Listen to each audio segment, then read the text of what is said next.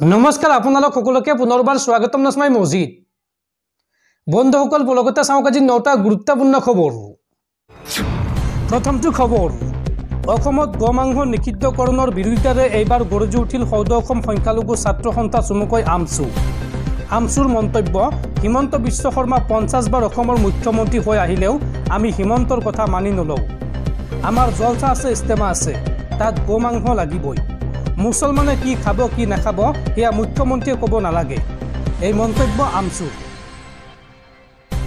গোমাংস নিষিদ্ধ কৰাক লৈ এইবাৰ গৰ্জন আমচুৰ সংবিধানৰ অন্য বস্ত্ৰ আৰু বাসস্থানৰ অধিকাৰ মুছলমানৰ আছে হিমন্ত বিশ্ব শৰ্মা 50 বাৰ মুখ্যমন্ত্ৰী হৈ গ'লেও আমি সেই কথা মানি নলওঁ গোমাংস বন্ধ কৰি সংখ্যালঘুক জোকাই নল'ব এইখন অসমত ধৰ্মীয় সংখ্যালঘুৰ জলসা হয় ইস্তেমা আছে তাত গোমাংসৰ দৰকাৰ আছে গোমাংস বন্ধ কৰিলে অসম ভাৰতৰ 5খন ৰাজ্যৰ ভিতৰত এখন হৈ নাযায় মুছলমানে কি খাব কি নাখাব এয়া মুখ্যমন্ত্ৰীয়ে সিদ্ধান্ত ল'লে আমি মানি নলওঁ তেওঁৰ যদি সৎ সাহস আছে তেন্তে সমগ্ৰ উত্তৰ পূৰ্বাঞ্চলত নিষিদ্ধ কৰি দেখুৱাওক গোমাংস দিল্লীত গোমাংস নিষিদ্ধকৰণৰ বিৰোধিতাৰে এইদৰে সৰব হৈ পৰিল আমচুৰ সভাপতি ৰেজাউল কৰিম চৰকাৰ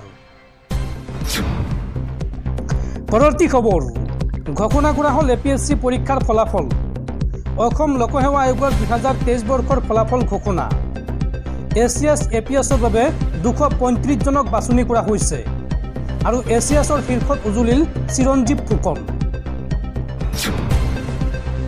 পৰৱৰ্তী খবৰ হিমন্ত বিশ্ব শৰ্মাৰ বৃহৎ ঘোষণা 4গৰাকী বিধায়কক নতুনকৈ মন্ত্ৰী পদ দিব হিমন্ত বিশ্ব শৰ্মাৰ কেবিনেটত 7 ডিচেম্বৰত এইসকল বিধায়কে মন্ত্ৰী হিচাপে শপত ল'ব এই তালিকাত কোন কোন বিধায়ক আছে চাওঁ আহক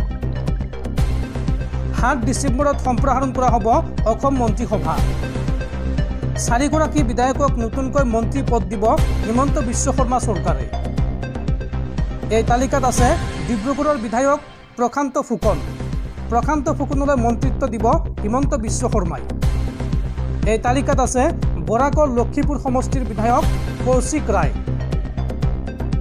লগতে আছে মন্ত্ৰিত্ব পাব শ্ৰীভূমি জিলাৰ পাথাৰকান্দিৰ বিধায়ক কৃষ্ণেন্দু পাল আৰু ডুমডুমাৰ বিধায়ক ৰূপেশ গোৱালায়ো মন্ত্ৰীৰূপে শপত ল'ব এক চেণ্ডেলৰ জৰিয়তে এই কথা ঘোষণা কৰিলে মুখ্যমন্ত্ৰী হিমন্ত বিশ্ব শৰ্মাই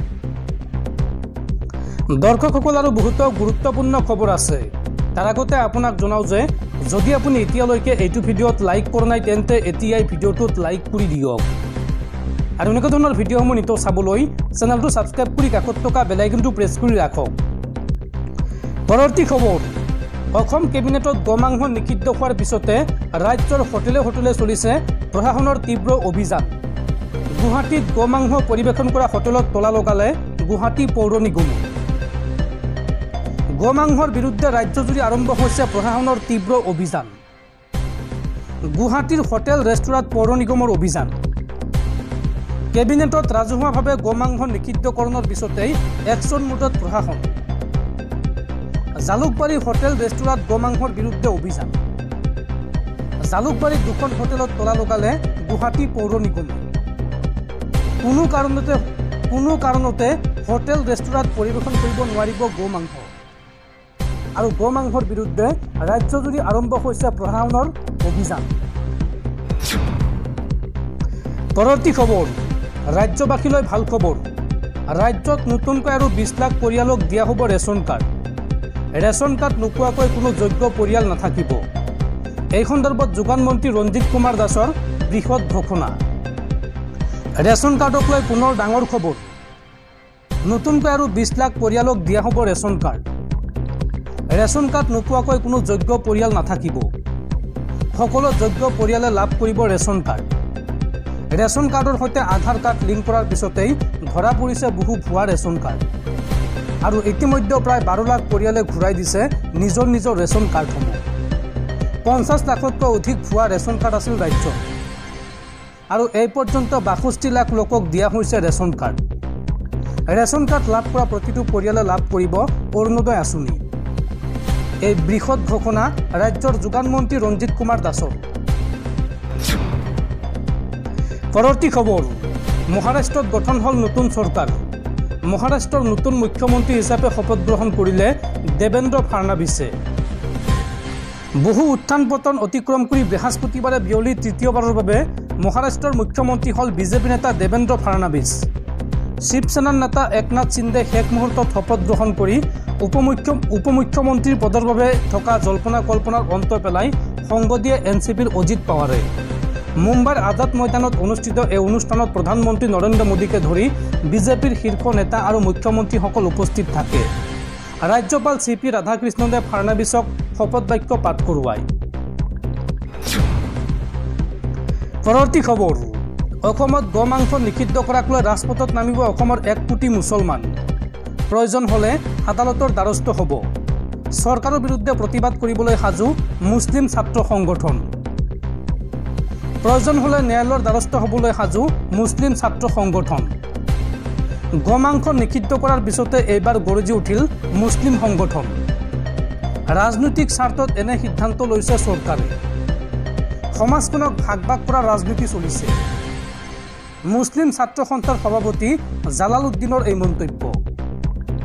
আৰু গোমাংস নিষিদ্ধ কৰাক লৈ এইবাৰ ৰাজপথত নামিব অসমৰ 1 কোটি মুছলমান। গোমাংস নিষিদ্ধ কৰাৰ বিৰুদ্ধে প্ৰতিবাদ কৰিব মুছলমানসকলে। আৰু প্ৰয়োজন হ'লে ন্যায়ালয়ৰ দ্বাৰস্থ হ'বলৈ সাজু হৈছে মুছলিম ছাত্ৰ সংগঠন। পৰৱৰ্তী খবৰ, গুৱাহাটী মহানগৰীৰ চিটিবাছৰ মালিক, চালক, হেণ্ডিমেন আৰু পেছেঞ্জাৰৰ বাবে আহি গ'ল ডাঙৰ খবৰ। সলনি হ'ল গুৱাহাটী মহানগৰীৰ চিটিবাছৰ ৰং। এতিয়াৰে পৰা প্ৰতিটো পথত নিৰ্ধাৰিত ৰঙৰ চিটিবাছে চলিব পাৰিব। গুৱাহাটী মহানগৰীৰ কোন পথত কোন ৰঙৰ চিটিবাছ চলিব চাওঁ আহক। গুৱাহাটী মহানগৰীৰ চিটিবাছৰ মালিক, চালক, হেণ্ডিমেন আৰু পেছেঞ্জাৰৰ বাবে আহি গ'ল ডাঙৰ খবৰ। সলনি হ'ল গুৱাহাটী মহানগৰীৰ চিটিবাছৰ ৰং। এতিয়াৰ পৰা প্ৰতিটো পথত নিৰ্ধাৰিত ৰঙৰ চিটিবাছে চলিব পাৰিব। চন্দ্ৰপুৰৰ পৰা ধাৰাপুৰলৈ বাছসমূহৰ ওপৰৰ ষ্ট্ৰিপৰ ৰং একুৱা আৰু তলৰ ষ্ট্ৰিপৰ ৰং নীলা হ'ব লাগিব। সেইদৰে বশিষ্ঠ মন্দিৰৰ পৰা ধাৰাপুৰলৈ ওপৰৰ ষ্ট্ৰিপৰ ৰং কমলা আৰু তলৰ ষ্ট্ৰিপৰ ৰং নীলা হ'ব লাগিব। নৰ্থ বমাৰ পৰা ধাৰাপুৰলৈ ওপৰৰ ষ্ট্ৰিপৰ ৰং হালধীয়া আৰু তলৰ ষ্ট্ৰিপৰ ৰং নীলা হ'ব লাগিব। ৰং চাই আপোনালোকে বাছত উঠিব, তেতিয়াহে আপোনালোকে আপোনাৰ গন্তব্যস্থান গৈ পাব। চাৰ্চ ফিল্ডৰ পৰা কামাখ্যা মন্দিৰলৈ ওপৰৰ ষ্ট্ৰিপৰ ৰং গ্ৰে আৰু তলৰ ষ্ট্ৰিপৰ ৰং হ'ব মেৰুন।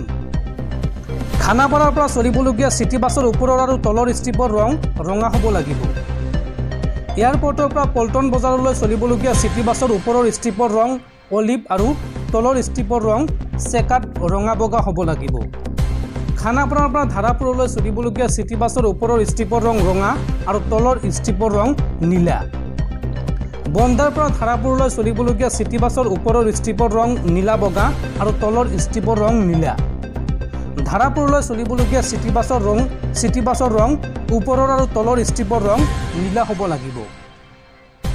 লগতে ISBTৰ পৰা পল্টন বজাৰলৈ চলিবলগীয়া চিটিবাছৰ ওপৰৰ ষ্ট্ৰিপৰ ৰং কলা বগা আৰু তলৰ ষ্ট্ৰিপৰ ৰং ৰঙা বগা।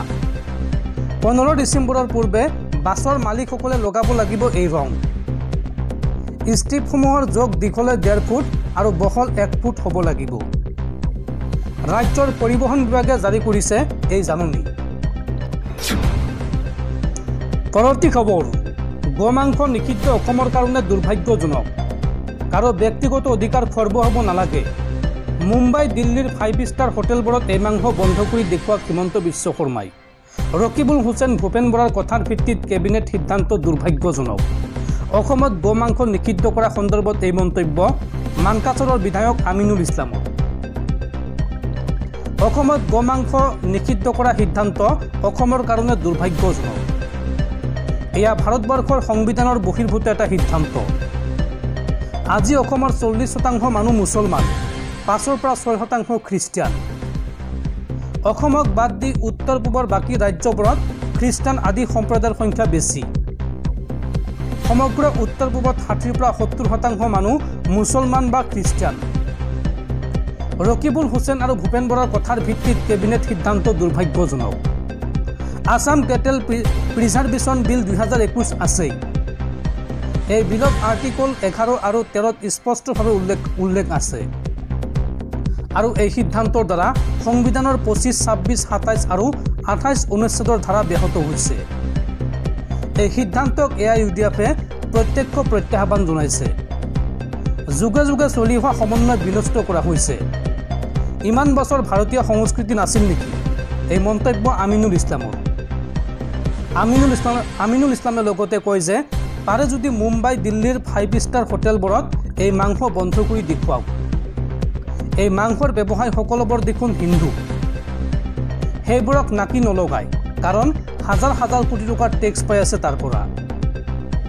গোৱা হিন্দু ৰাজ্য, তাত কিয় বন্ধ নকৰে গো মাংস? কেৰালাত কিয় বন্ধ কৰিব পৰা নাই গো মাংস? কেৰালাত বিজেপিৰ MLA জিকিলে গো মাংসৰে ভোজভাত দিয়ে। কাৰ পাকঘৰত কি বনাইছে চৰকাৰে সেইটো কিয় চাব লাগে? গাহৰি খুৱাই গাহৰি খাব, গো মাংস খোৱাসকলে গো মাংস খাব, তাত কি আপত্তি কৰিব লগা আছে?